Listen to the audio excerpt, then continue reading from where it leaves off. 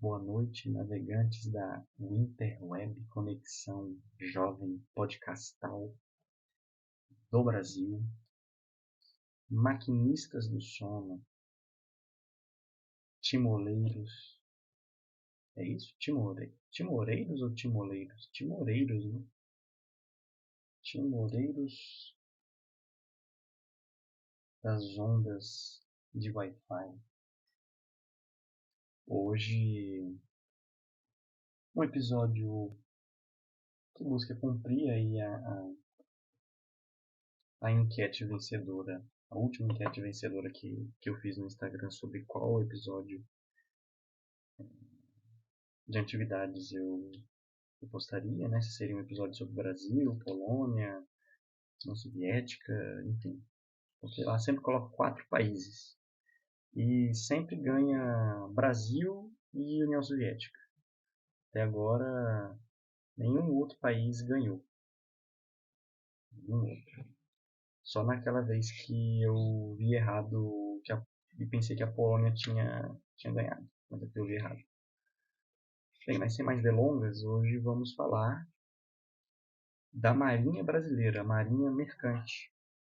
Um assunto que não é muito falado realmente do, do Brasil durante a guerra. A gente foca muito nas operações terrestres, nas operações aéreas, mas nem tanto nas operações navais.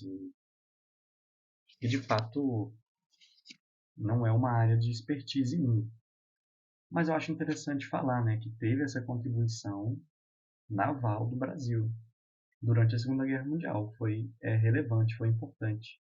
Durante a Primeira Guerra Mundial, o Brasil chegou a declarar guerra contra a Alemanha e a Áustria-Hungria, né, o Império Austro-Húngaro, mas não mandamos tropas brasileiras para o combate, mandamos navios e alguns enfermeiros, né, poucos, mandamos sim. Não chegamos a entrar em combate de nenhuma maneira com os navios, mas eles estavam ali ajudando as tropas principalmente da Inglaterra, da França. Eita, tocou um negócio aqui no computador. Foi sem querer. Vai aparecer aí no áudio também. Mas continuando, cadê o negócio? O Brasil chegou muito tarde para participar da Primeira Guerra Mundial. Não entramos em combate. A gente enviou navios para ajudar. E é claro que quando a gente envia um navio para ajudar, a gente acaba liberando com que os navios de outras nações beligerantes possam estar sendo utilizados em outras missões. Então isso é sempre importante, né? Ter essa substituição, ter essa força aí.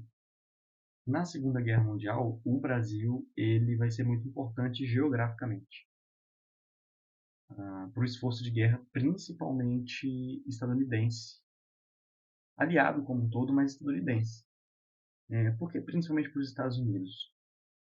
Porque o Brasil, o saliente nordestino, é o ponto geográfico de todo o continente americano mais próximo da Europa e da África, principalmente da África.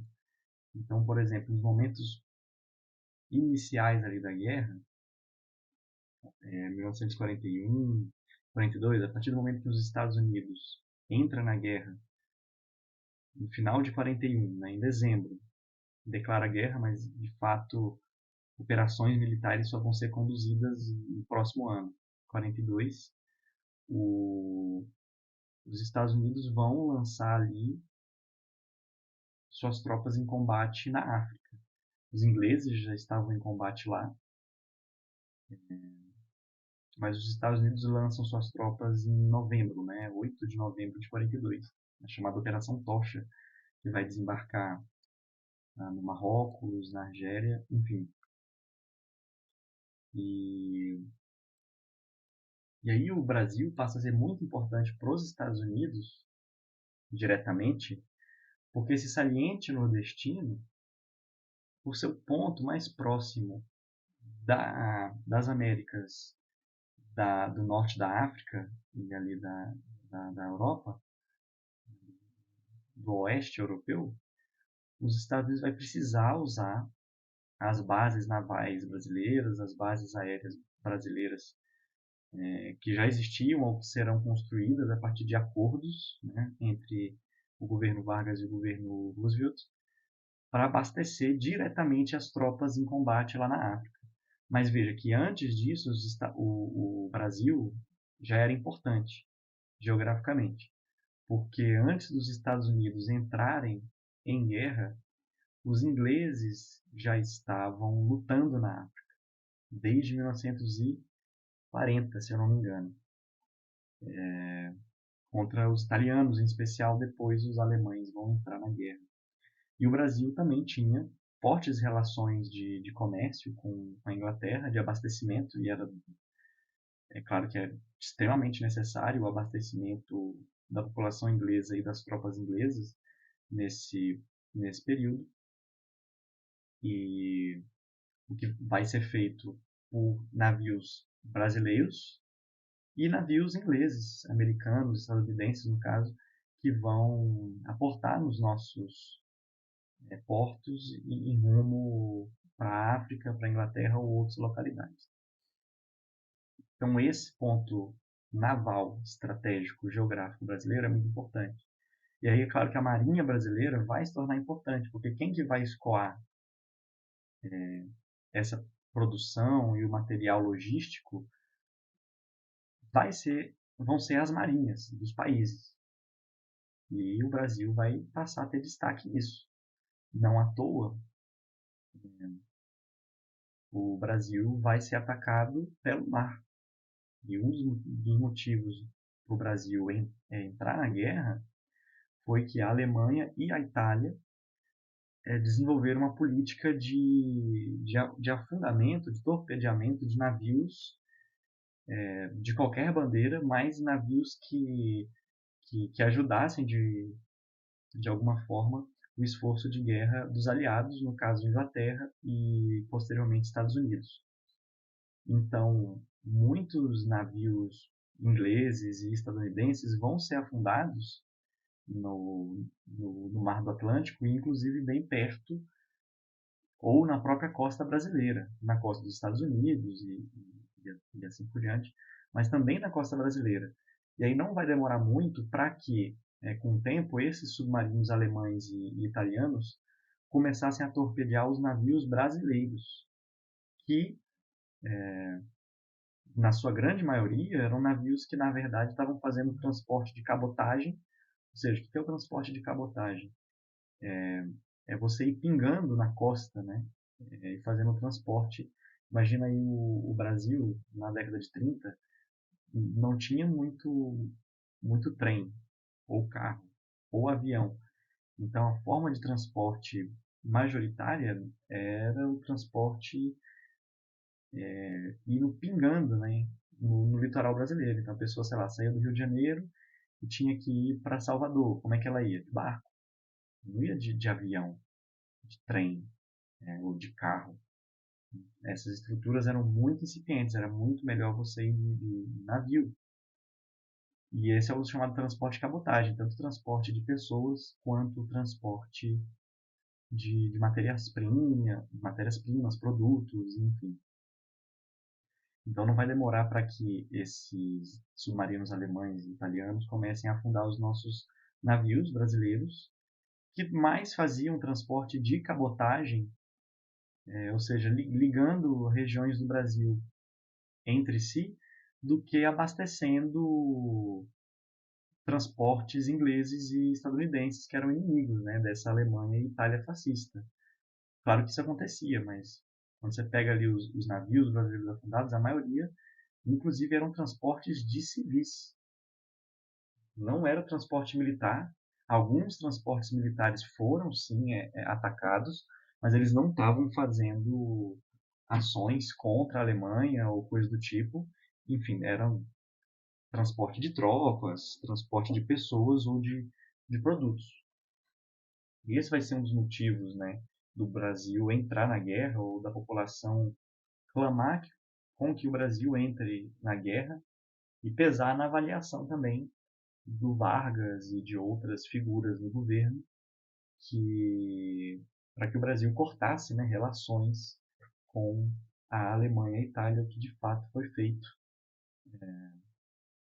bem antes do Brasil decretar guerra. Primeiro a gente corta relações por causa desses torpedeamentos. Claro que tinha uma pressão dos Estados Unidos e vantagens que nós brasileiros tiraríamos de alianças com os Estados Unidos, mas primeiro a gente corta relações diplomáticas e depois de um tempo, de alguns meses, a gente acaba declarando guerra à Alemanha e à Itália. E esses submarinos vão continuar atuando na costa brasileira, fazendo um bloqueio, né, ou buscando fazer um bloqueio.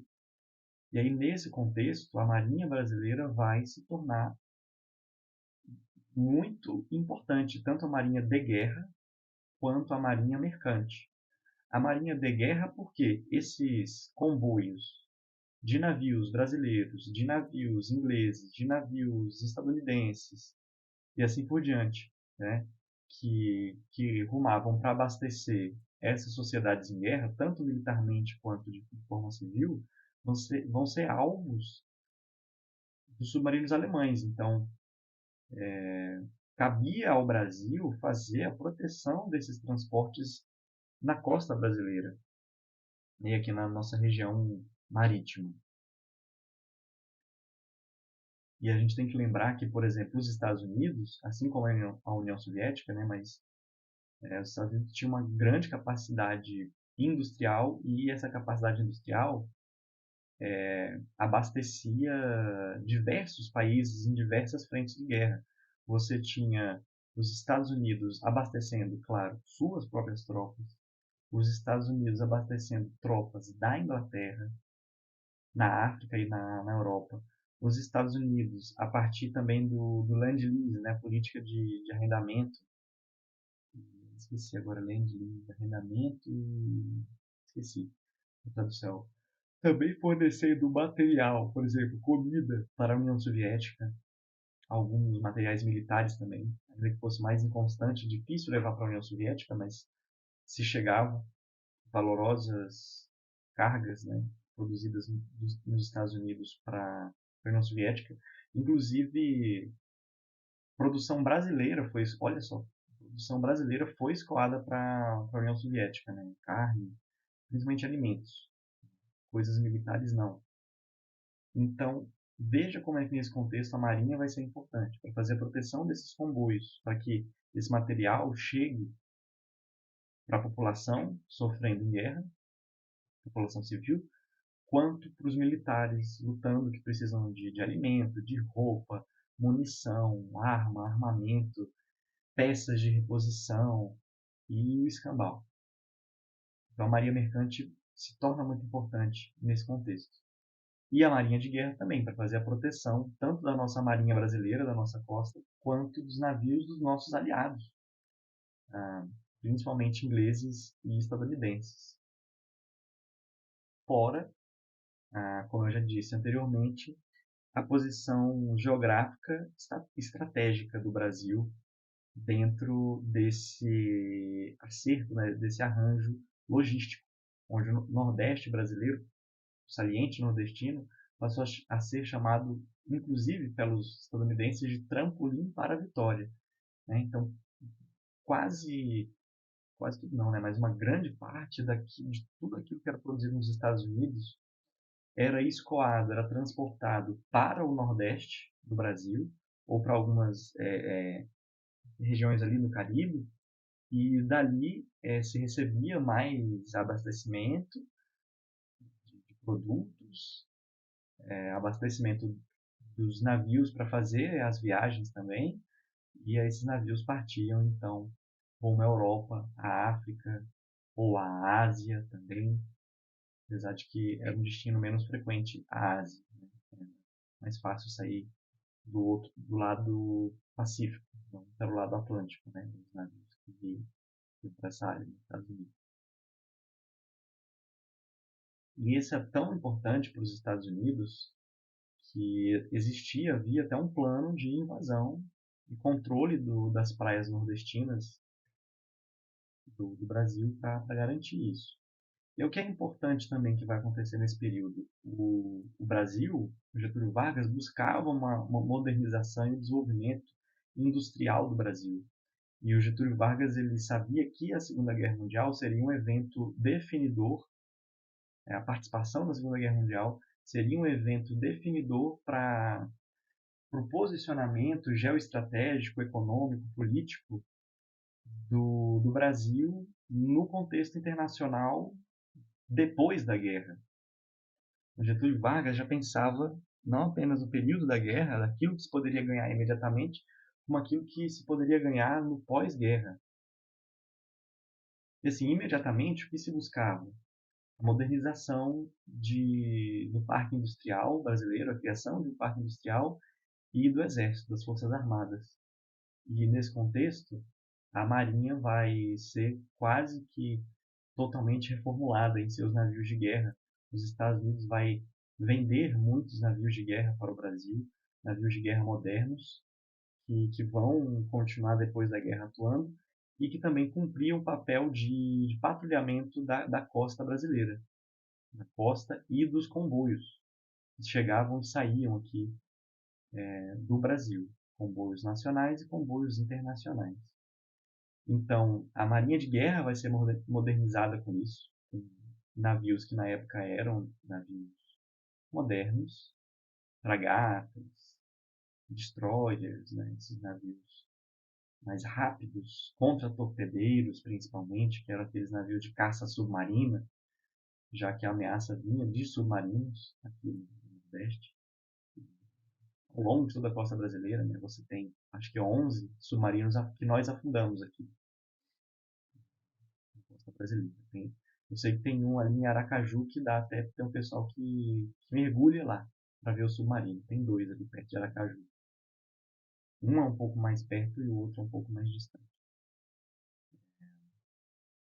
E a Marinha Mercante, claro que também vai se aproveitar de alguma modernização dos seus instrumentos, dos seus navios, e é claro também de troca de informações e tecnologias, de logística, que vai colocar o Brasil numa posição, durante a guerra e depois da guerra, mais vantajosa na divisão do trabalho e na participação do comércio internacional, das relações internacionais, a partir da Marinha, né? Esse composto marítimo, que é muito importante, sempre foi muito importante. Né? Quem domina os mares domina muito da geopolítica e do comércio internacional. Então, veja que não era qualquer coisa para o Brasil você ter uma modernização e uma atuação da Marinha nesse contexto de Segunda Guerra Mundial. O Brasil levou, por exemplo, as suas tropas para lutar na Itália, se utilizaram alguns navios dos Estados Unidos, né? Mas também a Marinha brasileira teve uma participação ali muito interessante. O abastecimento das tropas brasileiras na Itália era feito em grande parte a partir de navios brasileiros que levavam os produtos lá para a Itália e abasteciam as nossas tropas. Então isso não é qualquer coisa. E também desafogava bastante, né? Liberava navios ingleses e estadunidenses que poderiam estar perdendo o tempo deles fazendo esse transporte para fazer transporte para outros locais, para outros países, para outras tropas. Então, tudo isso conta no xadrez da guerra, no xadrez da geoestratégia. Né? Muito bem. Esse é o contexto. O que nós temos aí de história desse veterano da Marinha Mercante é chamado Osman Alves Torres. Osman Alves Torres. Ele, você pode ver aí na, na imagem, temos algumas peças interessantes. Primeiro tem a medalha de guerra, que é uma medalha entregue para a Marinha Mercante e para a Marinha de Guerra, daqueles que participaram dos comboios que tinham essa proposta de fazer o abastecimento para o esforço de guerra. E aí é uma medalha que tem, talvez não dê para perceber aí na imagem pequena, mas tem 3 estrelinhas, né? Cada estrela significava quantas horas, né, um número X de horas de que a pessoa passou embarcada servindo, né, para esse propósito, ou seja, que estava possivelmente exposto a ataques, né? Então o número de 3 estrelas era o maior número que se podia ganhar. Ter participado de muitos comboios que estavam sujeitos a ataques e que estavam sendo importantes para o esforço de guerra brasileiro e aliado. Tem um documento, que é um documento aí no fundo, que é o documento da própria medalha. Não vai dar para ler ele, mas ele fala, pelos serviços prestados durante a Segunda Guerra Mundial, o governo concede a medalha na Marinha de Guerra para o fulano de tal. Tem uma fotografia, infelizmente nessa fotografia não foi possível identificar quem é o Osman Alves Torres, apesar de que eu acho que ele é o terceiro da esquerda para a direita, muito provavelmente. E tem as platinas de ombro dele, ele que tinha o cargo de primeiro maquinista. E aí você tem aí o símbolo de maquinista, é essa hélice que fica colocada no meio da platina, né, dessa ombreira que se usa para indicar a patente da pessoa em especial. Então, falando aqui um pouco sobre o Osman, ele... Deixa eu ver aqui, cadê? Ele nasceu em Santa Catarina, no dia 5 de maio de 1897, final do século XIX. Nasceu em Santa Catarina, filho de Delfina Fernandes Torres, mãe que se tornou viúva no fim da década de 10. Não se sabe exatamente quando o pai do Osman Torres morreu, mas foi pelos fins ali da década de 1910, e tinha um irmão chamado Arlindo Alves Torres. Sabe-se aqui que em outubro de 1921 foi designado inspetor de veículos em Florianópolis, sem a gente saber o cargo e o nível de educação que era previsto. Participou dos esforços de guerra durante a Segunda Guerra Mundial, onde ocupou o posto de primeiro maquinista na patente de capitão de fragata. Pelos seus serviços, foi agraciado com a Medalha de Serviço de Guerra da Marinha com 3 estrelas. A gente sabe que ele continuou a serviço da Marinha pelo menos até o ano de 1957. A gente não sabe quais são as datas aí que ele se alistou ou foi aposentado. O que mais a gente sabe dele?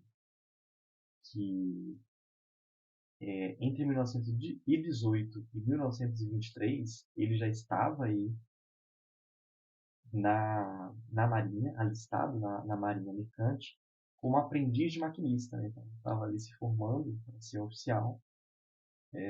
Ao se formar em 1923 como aprendiz de maquinista, ele vai ocupar a função de subajudante de maquinista.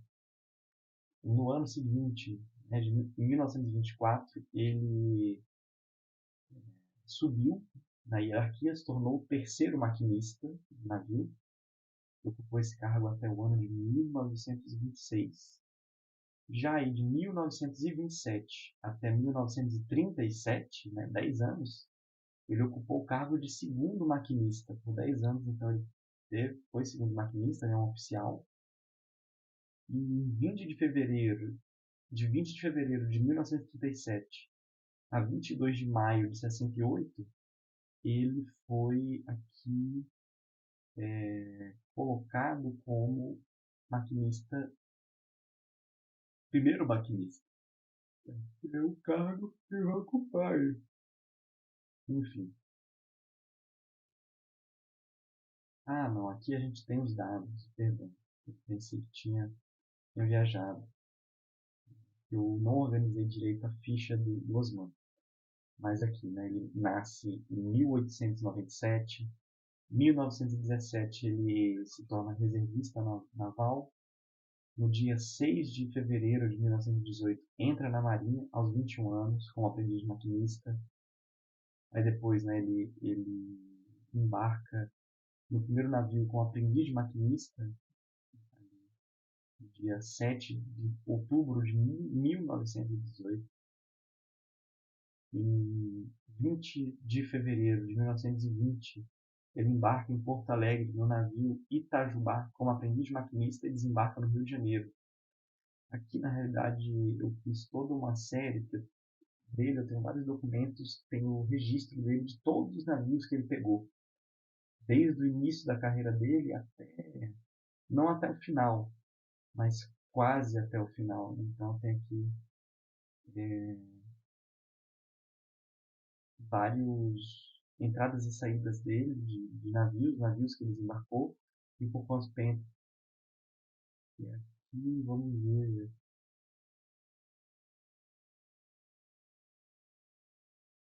Vamos ver.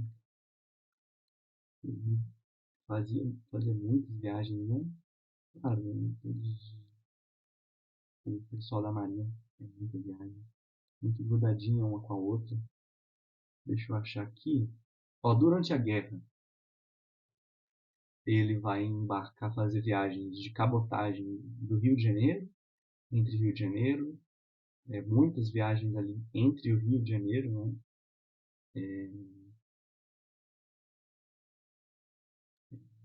Depois da guerra, também continua muito pelo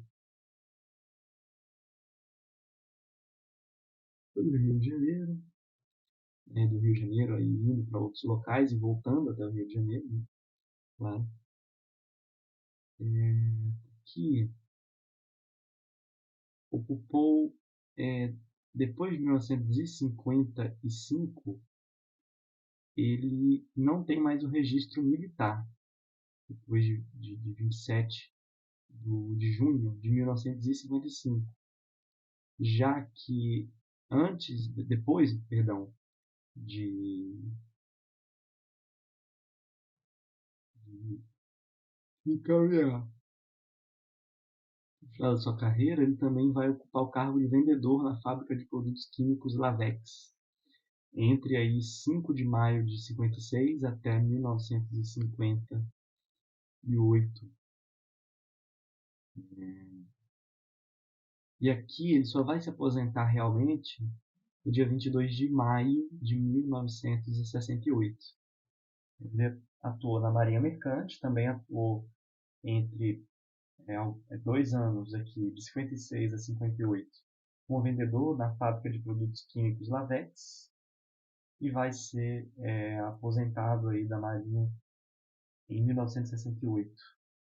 E aqui temos, por exemplo, ele marcou ao longo de sua vida em um conjunto de tripulação do navio Itajubá, do navio Itaquera,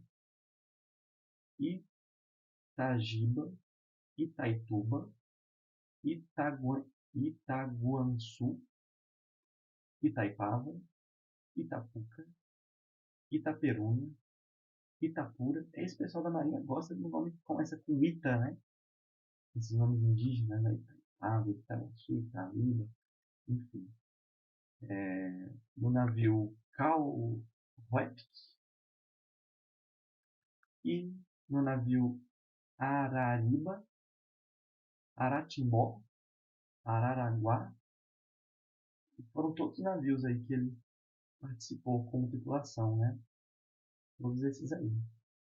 Navios que eu tenho aqui a história, né? Cada um deles. Em resumo, a maioria tem foto também, mas todos navios de transporte, principalmente, de produtos, mas também levavam pessoas, certo? Então essa é a história que a gente tem aqui do nosso querido Osman. Aqui tem o critério, né, da medalha, essa que tem aí na foto. Como ela é entregue, né?